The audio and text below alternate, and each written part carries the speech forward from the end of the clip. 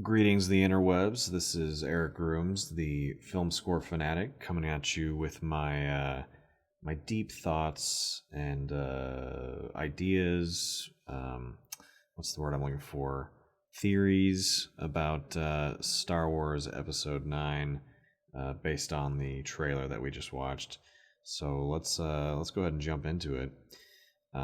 First off, I wanted to say, for me, it's just fun to think about the possibilities. I'm not trying to determine the exact action that will happen in the movie. I'm not actually trying to spoil myself by figuring it all out ahead of time. Nor am I getting so attached to my ideas of what the story could or should be. This is the path that I see a lot of internet people seem to take. That is a path that can lead to darkness. So let's not do that. But we can just have fun thinking about the possibilities. So that's how I feel about that. And with that in mind, let's go ahead and jump into what we've seen in this trailer. So first of all, in the first kind of stanza of this trailer, you can clearly see that it seems like the production for this film is really making a concerted effort to focus on the characters of this new trilogy. We're going to see and hear contributions from the original trilogy characters. We're going to see some old favorites around. We clearly see Lando banging around, and Leia will have some impact, and obviously Luke and the Emperor. There's plenty of old characters, but it seems to me like they're making a real effort to tell us, okay, the main focus now is going to be on our new heroes, our new characters, and villains, not just heroes. But anywho, in that first little bit, we see a little check-in with all of the newer characters that are going to be leading the narrative in this one. So after that, we open up on a little action scene. It looks like Rey is doing some training, possibly on the forest moon of Endor. But it seems like something's gone wrong. Something's gone awry with the I think they're called training remotes. She drops her little classic training helmet and is running away from these little training bots. So that kind of makes you wonder what's causing that. Did Rey do something to make that happen, to increase the training, or is somebody else manipulating the remotes to push her a little harder or possibly harm her in some way? But also, and in the first image we see after she drops the helmet, the lightsaber looks like a normal blue lightsaber like it always has. But when she's running in that sweeping wide shot that they show, there seems to be a slightly different tint of color to her lightsaber. So that could be interesting. Maybe there's a different lightsaber color on the horizon in this episode. It could just be the environment, affecting the tint of the lightsaber, make it look a little greenish. But in that sweeping shot where she's running, it does look like it could be a slightly different color, and maybe that's just that they are doing some digital wizardry to hide it best they can in this trailer, and we'll see later on in the movie. But that's not that important. It is interesting, though. Could be fun. After that, we see what looks like, I'm guessing that, I mean, it is the Tantive 4. It's the same color scheme. I'm guessing, for nostalgia's sake, we're going to be getting hit with a lot of nostalgia in this episode. That looks like the Tantive 4. You would have thought that the Empire would have scrapped it after capturing what they believed to be a rebel ship, but who knows? Uh, the Grand Moff was killed shortly after that, I guess. So I guess Vader didn't really care about destroying that ship or something. I guess if that ends up being the case. But we'll see later on in this trailer that there are a bunch of ships that, you know, it's possible that they could be just the same model, same make and model as other famous ships, or it could just very well be the same famous ships that we're all familiar with. So anyway, next we see perhaps one of the most amazing shots in the trailer, or just I think visually striking, and I can't wait to go to this location. It looks haunting and beautiful and um, inspiring, but also menacing because it's like cold ice in the vacuum of space. I do want to point out that I don't know if anyone else has pointed this out yet on the interwebs, but it's kind of made, the shot is made to look like, we have these TIE fighters approaching this kind of icy glacial mountain range on top of some kind of body of water, and it's like perfectly reflecting the space and mountain range and whatnot. But if you look closely at the bottom left of the shot, that is some kind of structure. This whole thing is, I think it's just floating free in space. There is no water here, other than if the structure has ice on it. But like on the bottom side, you can see there are angles, like Minecraft angles of the structure being built. So what does that mean? Who knows? But it is fascinating. It kind of does make me think of Starkiller Base in the Force Awakens, which had the mixture of, this is a natural structure element that has been completely changed by some kind of man-made element. But this almost looks like the whole thing maybe is being man-made, but it's made to look like it's natural. So anyway, who knows what any of that means, but I am hoping that this location, I'm guessing, is where we're gonna find the Emperor. It's probably where some of the coolest action is gonna happen in this movie, I hope. But I wonder if we're gonna be seeing the world between worlds in this place. And for those of you that don't know, the world between worlds was a concept that was introduced in the animated TV series Star Wars Rebels. I don't remember exactly how it happens, but Ezra Bridger, I think he was like visiting some place that was like a Sith temple or something like that, and he found this like what basically looked like a doorway, and he went through it and came into this. I guess you could describe it as like some kind of like metaphysical nexus, just in space and time. And we come to find out that it was basically like a portal that you could see, witness, sometimes even interact with any time and space and time, or any spot in space and time. And we know that you can interact because at one point he pulls, spoiler alert for anybody, he pulls Ahsoka Tano into this nexus, basically possibly saving her. So, speculate responsibly, as Ken Knopstock says. Is that how the Emperor has survived? Did he go into the world between worlds? And I'm sure many people have already speculated that, but I'm saying I think we're gonna see it in this location. It's a very cool location, but let's move on.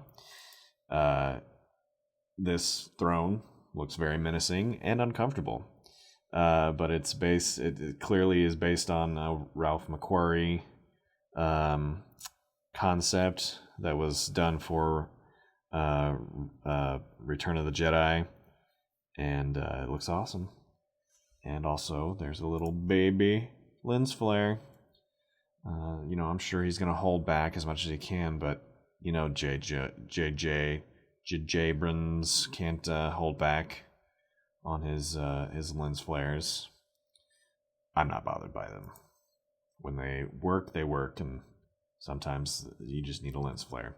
But anyway, moving on, we see this pretty awesome looking shot of some kind of lightning storm, but also a new Star Destroyer like surfacing out of ice or the ground or something like that.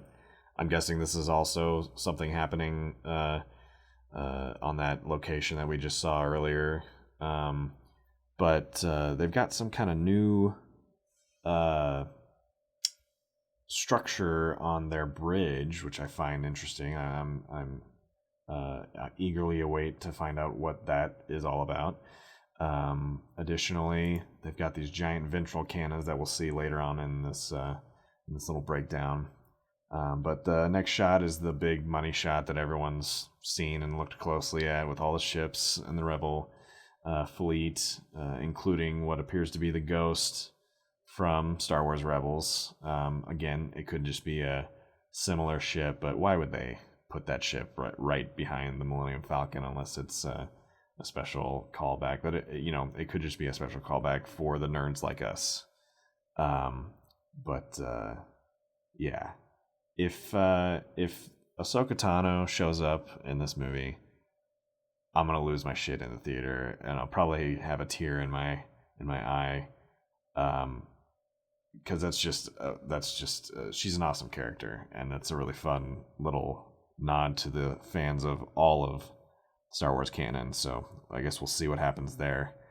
But moving on, we hear the Emperor voicing over, saying that your coming together is your undoing, or will be your undoing, or something like that. And we see these lovely shots of the new crew in the cockpit, which is really nice because it's kind of another callback to like the first Star Wars with the original crew in the cockpit. And then we also see Rey and Kylo having a little scuffle on what we're guessing is all the Death Star 2 ruins or something like that. So what does that mean? What is the Emperor saying? I wonder if he is showing a little hubris.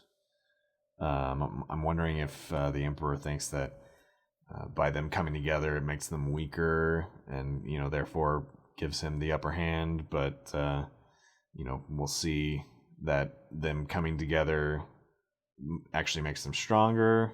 I believe that there's going to be something to do with that, the idea of the balance of the light and the dark, and these two characters are the symbols of the light and the dark, and I think they're going to somehow work together at some point in this. But that's just a speculation. I could be totally wrong on that, but we'll see, I guess. Then we move on to the little moment that's the heartstring puller, and that's the scene with C-3PO getting his brain meddled with, I guess. And we see Kerry Russell's character. I think she's called Zori Bliss.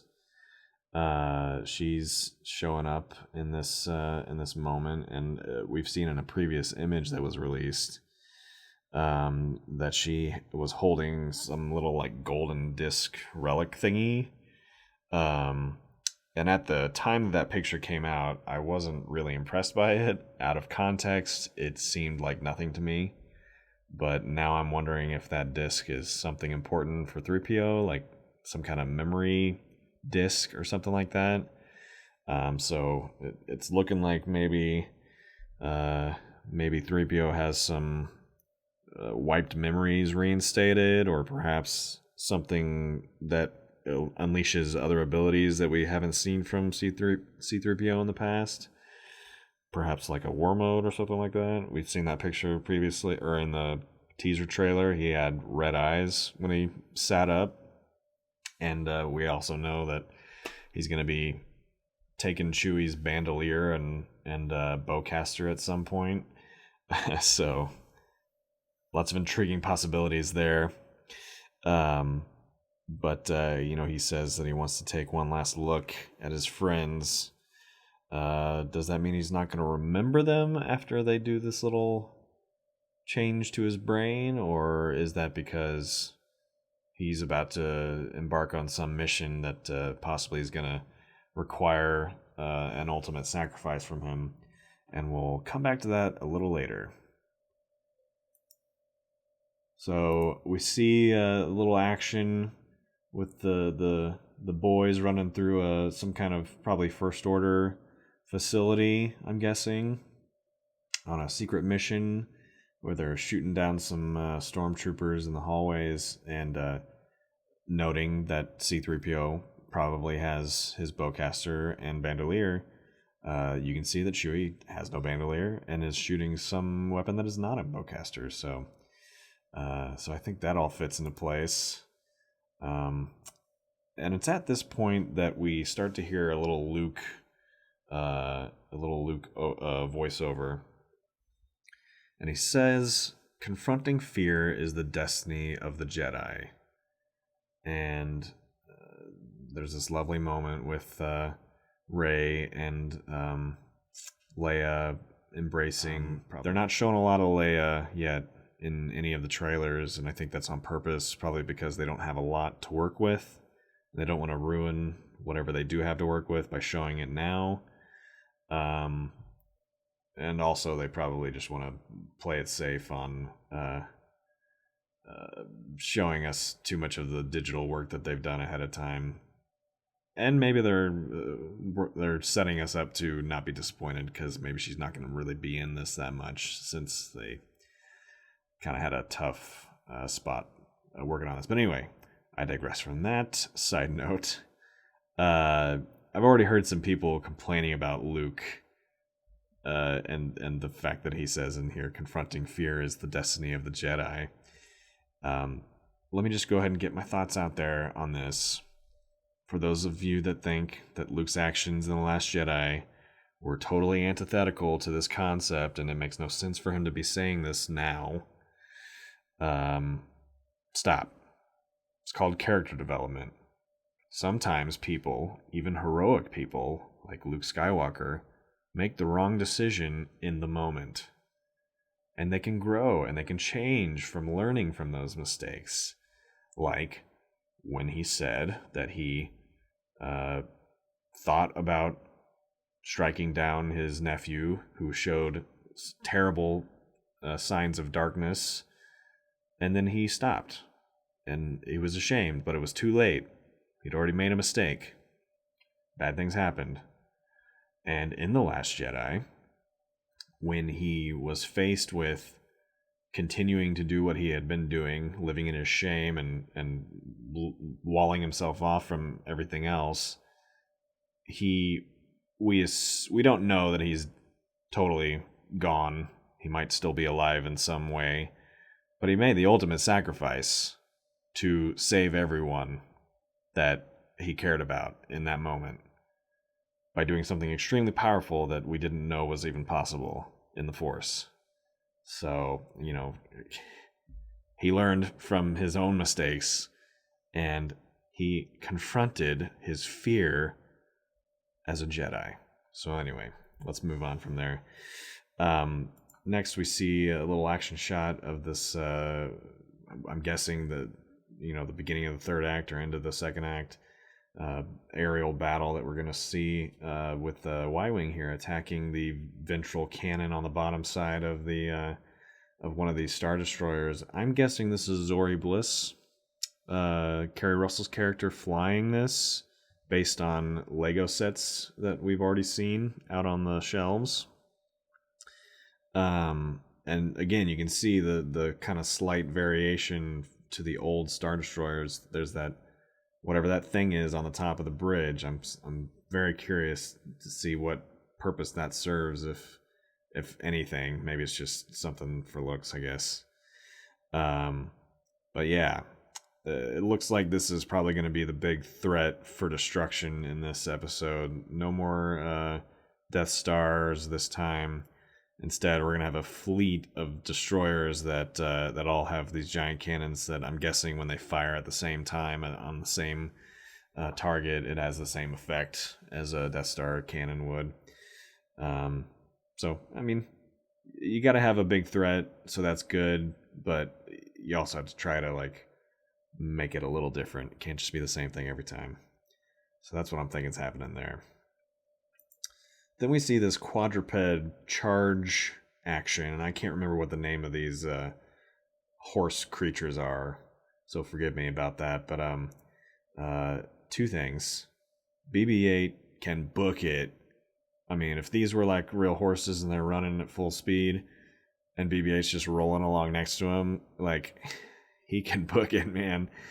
I hope he doesn't, get any friction issues with the surface of his little ball body against other surfaces. This is Star Wars, so it doesn't matter. But I'm also seeing a lot of conjecture on the interwebs about space horses, and I guess people are annoyed that they're running on the top of a Star Destroyer. Stop it. Again, I say to you, stop it. They're clearly in atmosphere. You can see lightning and stuff happening. So they haven't gone out into outer space. They can breathe. And this is not unprecedented in Star Wars canon. There's a level in the campaign of Star Wars Battlefront 2, the game that came out a few years ago, or a couple years ago, I guess, in which you land on the outside of a Star Destroyer in atmosphere, and you fight your way into the Star Destroyer on the surface, on the deck. Also, I mean, think of it like a submarine. People can stand on the deck of a submarine when it's not submerged. It's the same thing. So people need to stop freaking out about little things that don't need to be freaked out about.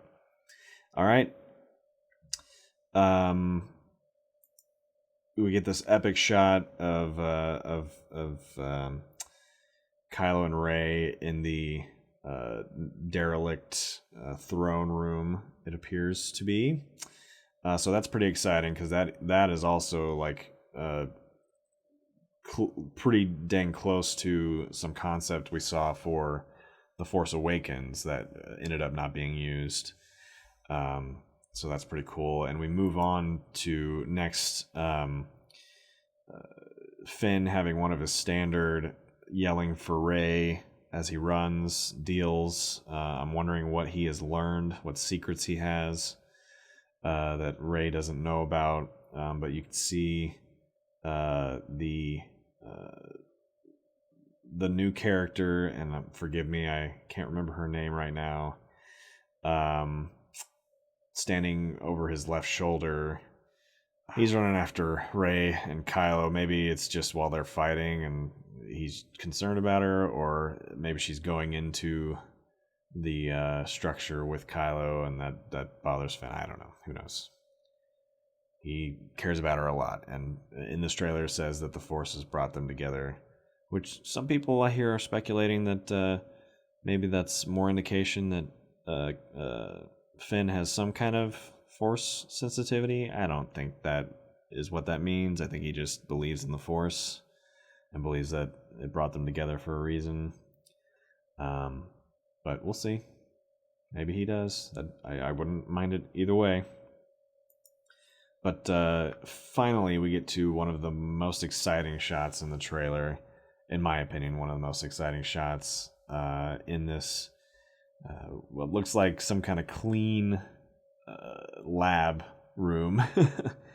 But I just love the possibilities that are in the details in this room. First of all, Rey is holding some kind of dagger in her left hand, which could be some kind of Sith artifact, or maybe a reference to the Mortis trilogy. Or is it the trilogy? There was an arc of episodes. I feel like there were 3 episodes, but the Mortis part of the Clone Wars series. I guess you could say trilogy or Trinity, because it involved these kind of metaphysical characters who were like representatives of the Force, and one was the father, and one was the son, who was like the dark side representative, and the daughter, who was the light side representative. And in this image, we have, and I didn't even think of this until just now, but we could have even more of an indication that there could be a relation between these characters, as we have Vader's helmet, and maybe he can be considered like the father who has already dealt with the darkness and the lightness. And then we have the dark side son, grandson, and the light side daughter, granddaughter maybe. Who knows? We'll find out. That didn't occur to me until just now, literally. So that's totally off the cuff. Who knows? I don't really believe that she's going to be related to anybody important. I think it's a cool concept for her to be just somebody who is really talented in the Force. And I also like the idea that maybe she is some kind of clone situation, and that's why she had so much Force ability, because she was bred to have those abilities. But anyway, more about this scene. The room itself, has all the familiar First Order / Empire design elements, but it kind of looks like a mixture of the two. But additionally, to me, it's very reminiscent of Camino, with how white and bright and light it is. This to me seems like something we're gonna see in that location that we looked at earlier, that kind of glacier looking location. But clearly we see Kylo has his Vader memorabilia on display, and whatever this pedestal is, it's extremely fragile because they hit it and it just explodes.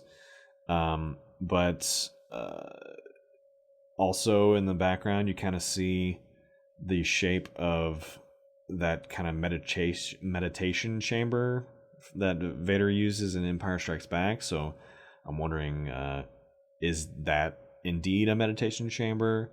Who is it related to? Who's using that meditation chamber, and why? So that's intriguing to me. Additionally, you can see the bandolier and bowcaster sitting on a counter behind them. So that kind of makes one wonder, was this part of C-3PO's mission that we're going to find out about?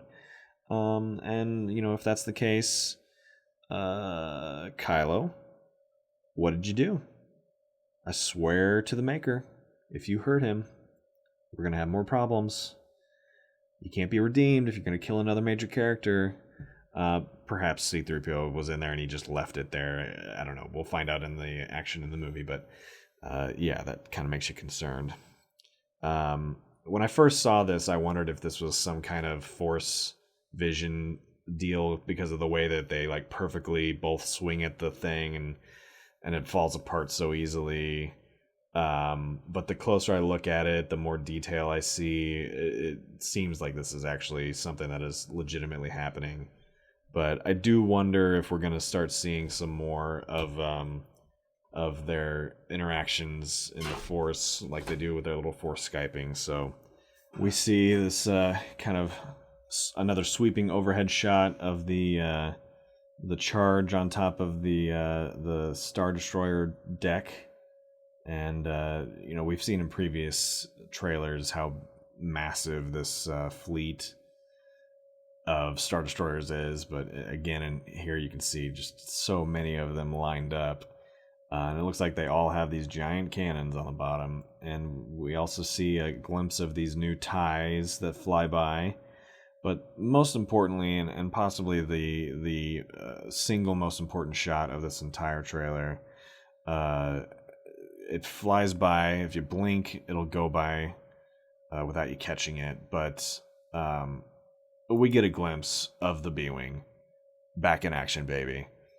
The single most impressive and important spaceship in all of Star Wars. And I say that without any hint of comedic effect. I kid, obviously. I know most people don't give a crap about the B-Wing, but it is my favorite, so I'm happy to see it back, and I can't wait to see it in action. I'm sure I'm going to be disappointed, but whatever little bit I get, I'm happy with. And then finally we get another visit to the Emperor, sitting on, I'm guessing, sitting on some kind of very intimidating mobile throne thingy. Very intriguing. Obviously, they're holding back on showing too much, and I think that's smart. I like that. I don't want them to ruin the surprise of the cool stuff we're going to see. So it could be the Emperor himself in full corporeal form, or it could be some clone of him or something like that. We don't know yet. I believe that it's going to be like the actual Emperor, and I'm excited about that. And again, this looks like it's in a location that is very reminiscent of what we saw in Rebels with that world between worlds. It looks like we could be in like a room that is some old Sith temple or something like that. So all very exciting. I have spoken for way too long about this, so I'll try to